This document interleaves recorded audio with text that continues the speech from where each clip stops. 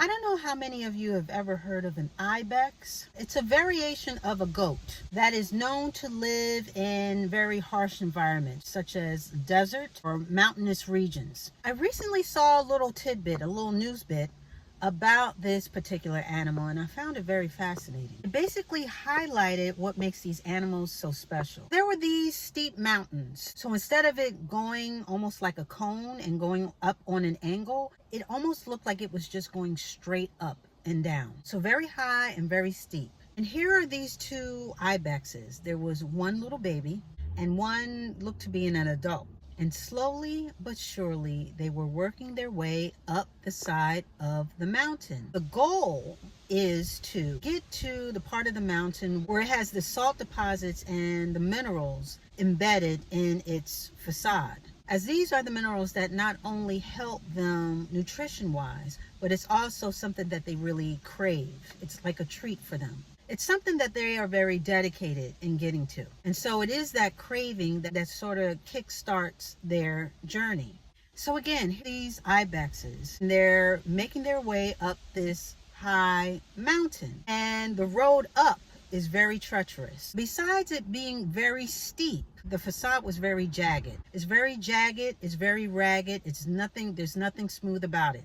And since they are 4-footed, they have to be very balanced and make sure that as they go up, they balance their 4 feet on these small little crevices. Because at least on this particular mountain, there were no real ledges for them to jump to or get to. Everything was a small little slither or small grooves of rock that they had to position themselves on.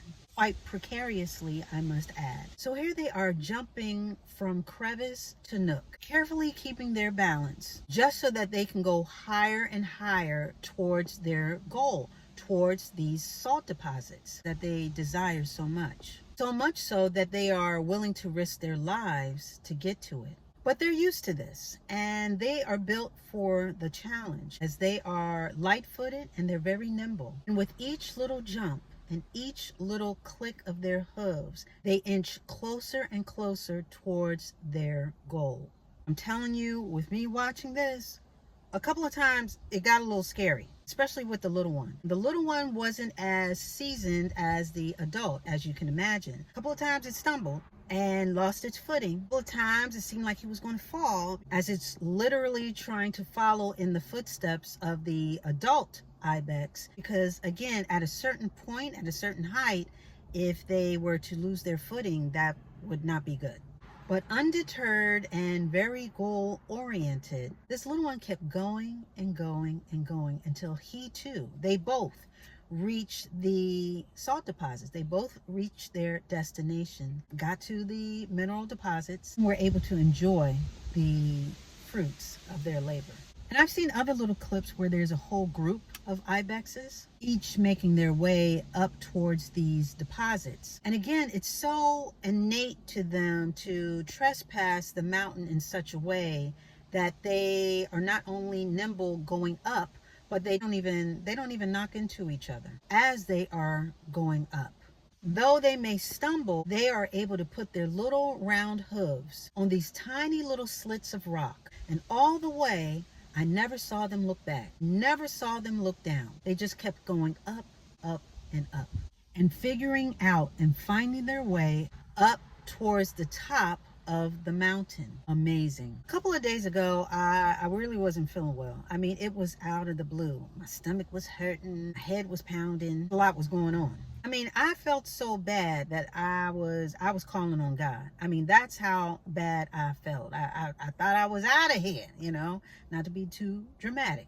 But yeah, I was really feeling bad. But even in the midst of all of that, I had stuff that I needed to get done. I had stuff I needed to edit. I had stuff that I just had things to do. And so I prayed over myself, drank some water, took some Excedrin, and I tried to get myself together. But in that particular time, I had to push through it. I had to get things done. I needed to take care of what I needed to take care of because it needed to be taken care of. So I just wanted to come in here really quickly, because when I saw the story about the ibex, I said, you know what? This is a perfect example of how we need to be more like the Ibexes. As far as when we reach a mountain and it seems too hard, seems almost impossible to get up it, to get over it, to get through it. When things look like they do, when things present themselves as impossible to do, we need to take on the absurdity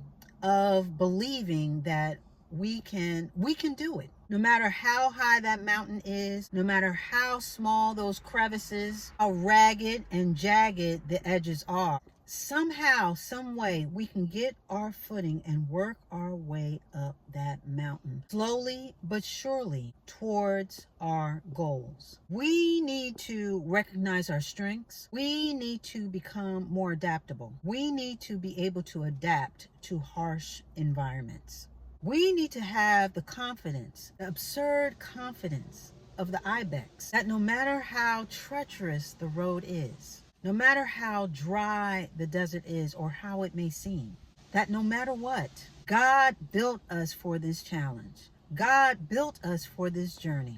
Just like with the Ibex, and they pulled on their innate ability to nimbly get up that mountain, God already gave us the tools in order for us to get through what we need to get through and overcome what we need to overcome. Just like the Ibex, God has already programmed us with the tools that we need in order to reach our goals. We are overcomers. We are more than conquerors.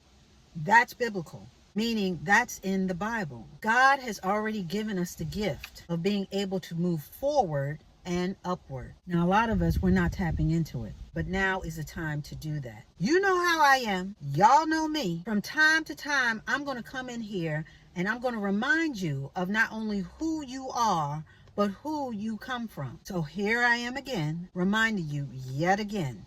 Stay goal-oriented.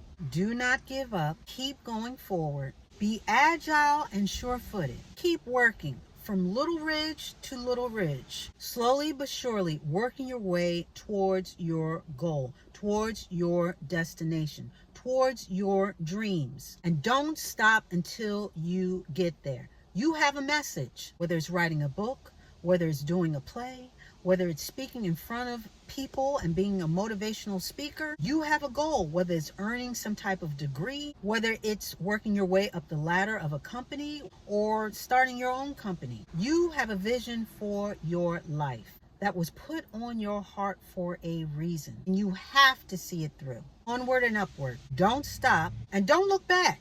Don't look back until you reach your goals, because sometimes when you look back before you get to your destination, you can lose your footing. You can lose your confidence. You can get a bit of vertigo, if you will. Looking at how high, how far you've come, we can get discouraged, because sometimes when you look back too soon, you look down. You can't believe how you got this far, and you can get discouraged on how much farther you have to go. So again, don't look back. Keep looking forward. Keep looking up. Ask God to guide your footsteps. And just like the Ibex, keep moving upwards towards your goals.